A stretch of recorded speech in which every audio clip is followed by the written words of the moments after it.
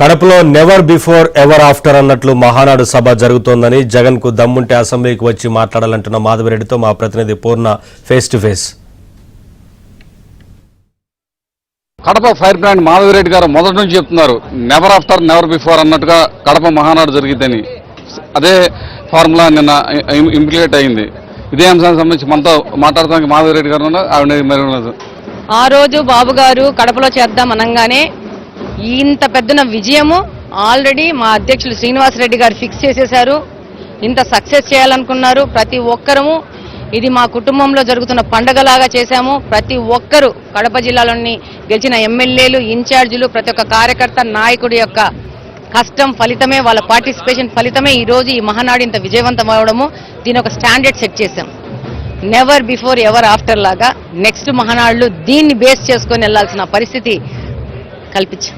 ఇంకోటి, ఈ మహానాడు సక్సెస్ అనేది ఎవరికి సింబాలిక్ గా వెళ్ళబోతుంది? కడపలో మా పార్టీ విధానాలు, మా పార్టీలో కార్యకర్తల గురించి డిస్కషన్ కోసము మహానాడు పెట్టుకున్నాం. ఎవ్వరు దీంట్లో ఎవరిని టార్గెట్ చేసింది కాదు. ప్రజలకు ఎలా మంచి పరిపాలన తీసుకుపోవాలా, ప్రజలకు ఇంకా ఎలా దగ్గర అవ్వాలా, ఇంకా ఎక్కడెక్కడ మనం ల్యాబ్స్ లోనూ వాటిని ఎట్లా కరెక్ట్ చేసుకోవాలనే దాని మీద ముందుకెళ్తున్నాము. డెఫినెట్ గా ఇది పాజిటివ్ పరిపాలన తీసుకురావడానికి చేస్తూ ప్రతి ఒక్క సంవత్సరం చేసుకుండే ఒక చర్చా వేదిక అలానే తీసుకెళ్దాం దాన్ని. అంటే మీరు పార్టీ కోసం పెట్టారంటున్నారు, కానీ వైఎస్ జగన్మోహన్ రెడ్డి గారు ఇదంతా ఒక డ్రామా అని చెప్పి నిన్న చెప్పడం జరిగింది. ఎలా చూస్తారు? ఆయననే కోడికత్తి డ్రామాలు ఆడతాడు, ఆయనే గులకరాయి డ్రామా ఆడతాడు. కాబట్టి డ్రామాలు రాసే వాళ్ళకి అన్ని డ్రామాల్లాగానే కనపడతాయి.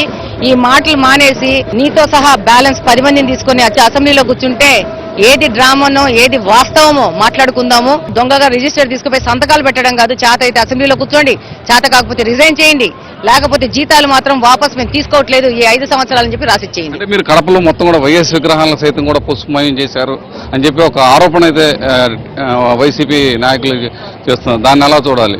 వాళ్ళ విగ్రహాలు ఎందుకు టార్గెట్? ఎవరి విగ్రహాలు ఇక్కడ ఏం కాదు. ప్రతి ఒక్క సర్కిల్ ని డెకరేట్ చేసినాము.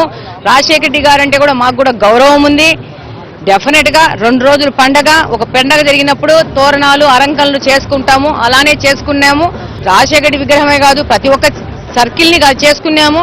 వాళ్ళు మా విగ్రహం మాకు కావాలి, తల తీయండి అంటే తల దగ్గర ఓపెన్ చేసి చేశాము అంతే. అందులో ఏమి పెద్ద డిస్ప్యూటెడ్ ఇష్యూ కాదది. క్రమశిక్షణ కలిగిన పార్టీ అంటే తెలుగుదేశం పార్టీ. అసలు మీరు టార్గెటే కాదు, మీరు ఎగ్జిస్టే చేయట్లేదు. కాబట్టి మీ గురించి మీరు పెద్దగా ఊహించుకోకండి. We're not thinking about you. Kadapa వేదికగా ఇంకోసారి ఆయన ఎన్నికయ్యారు, ఎలా చూస్తారు? మీ గడ్డ నుంచి ఈసారి ఆయన ఎన్నికవడం? ఆయనే ఎన్నికవుతారండి, ఇంకెవరున్నారా పోటీ? బాబు గారికి ఆయనే ఎన్నికవుతారు. ఆయనకి కంగ్రాచులేషన్స్ చెప్పినాము. డెఫినెట్ గా ఆయన యొక్క నాయకత్వంలో మేమందరం కలిసి పనిచేస్తామండి.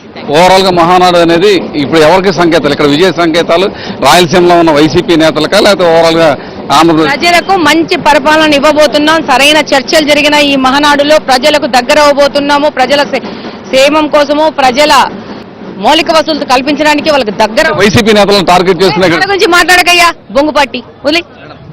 ఇది పరిస్థితి. ఏదైతే మొత్తం కూడా ఈ కడప మహానాడు జరిగిన వేదిక చూస్తే కనుక మొత్తం కూడా భవిష్యత్ తరాలుగా ఒక దిక్కుచిగా మొత్తం కూడా నిలుస్తుందని చెప్పి కూడా మాధవరెడ్డి గారు చెప్తున్న పరిస్థితి నెలకొంది. ఓవరాల్ గా చూస్తే కనుక కడప మహానాడు గ్రాండ్ సక్సెస్ అనే దాంట్లో ఎటువంటి సందేహం లేదని కూడా చెప్తున్నారు. వీడియో జర్నలిస్ట్ కిషోర్తో పూర్ణ ఏమి అందరికీ.